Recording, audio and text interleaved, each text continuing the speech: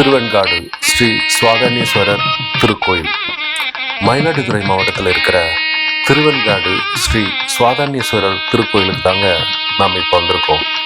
இங்கே இருக்கிற கல்வெட்டுகள் மூலமாக பல யுகங்கள் கண்ட கோயிலுன்னு தெரிய வருது. திருவெண்காட்டில் சிவபெருமானின் 64 வடிவங்களில் 43வது வடிவம் அகோரமூர்த்தியின் தரிசனம் ரொம்ப சிறப்பு வாய்ந்தது. காவிரி ஆற்றின் வடகரையில் சிவபெருமான் சுயம்பு மூர்த்தியாக காட்சியளிக்கிறார். இந்த கோயிலை பற்றி வால்மீகி ராமாயணத்திலையும் சிலப்பதிகாரத்திலையும் குறிப்பிட்டிருக்காங்க. சம்பந்தர், அப்பர், சுந்தரர், மாணிக்கவாசகர் ஆகிய 4வராலும் பாடல் பெற்ற சிவஸ்தலமாகும் இது. காசிக்கு சமமான 6 ஸ்தலங்களில் ஒன்றானது திருவெண்காடு.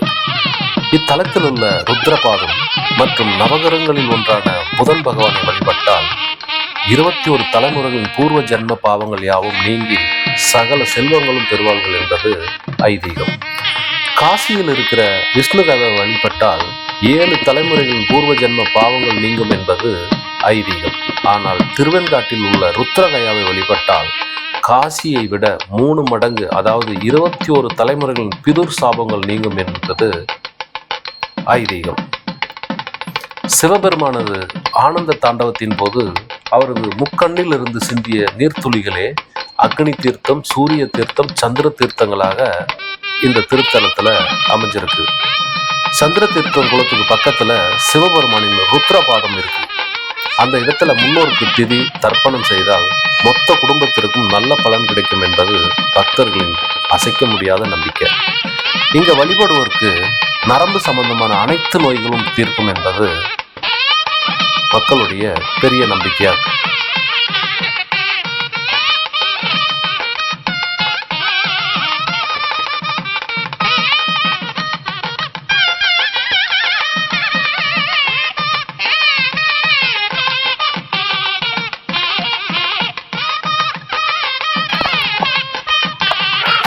நவகிரகங்களில் ரொம்ப முக்கியமான புதன் பகவானுக்கு இங்கு தனி சன்னதியே உள்ளது. மாணவ மாணவிகள் படிப்பில் தேர்ச்சி பெற பரிகாரமாக இத்தலத்தில் உள்ள அக்னி, சூரிய, சந்திர தீர்த்தங்களில் வளர்ப்பிறை புதன்கிழமைகளில் புதன் ஓரையில் தலைக்கு பச்சை பயிர் வைத்து குளத்தில் குளிச்சுட்டு புதனை தரிசனம் செய்ய வேண்டும். புதன் திசை ஒவ்வொரு வாழ்விலும் 17 ஆண்டுகள் நீடிக்கும். எனவேதான் திருவெண்காட்டில் உள்ள புதன் சன்னிதானத்தில் 17 தீபங்கள் ஏற்றி வைத்து வழிபட வேண்டும். 17 தடவை சுற்றி வந்து வழிபடுவது ரொம்ப நல்லது.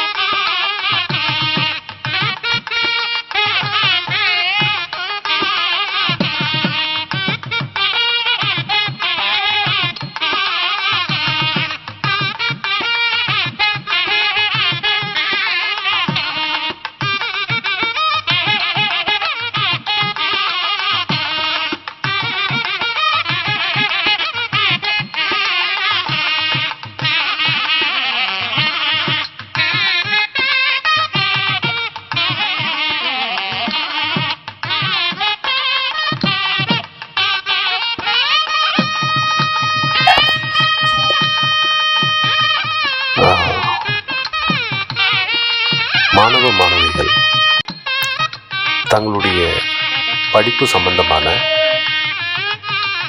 பேச்சாற்றலோ எழுத்தாற்றலோ மதிப்பெண் வாங்கணுங்கிற முயற்சியோ முதல் மார்க் வாங்கணுங்கிற முயற்சியோ இந்த மாதிரி எந்த விதமான அறிவு சம்பந்தப்பட்ட வேலையாக இருந்தாலும் அறிவுக்கே அதிபதியாக இருக்கிற புதன் பகவானுடைய அனுகிரகத்தை நீங்கள் பெறணும் அப்படின்னா நம்ம வீட்டுக்கு பக்கத்தில் இருக்கிற பெருமாள் கோயிலுக்கு தொடர்ந்து 17 வாரம் புதன்கிழமையில் போய் நெய்யில் தீபம் போடுங்க. உங்கள் வாழ்க்கையில் நினைச்சதெல்லாம் நடக்கும். நன்றி. மீண்டும் ஒரு நல்ல ஸ்பாட்டில் சந்திப்போம்.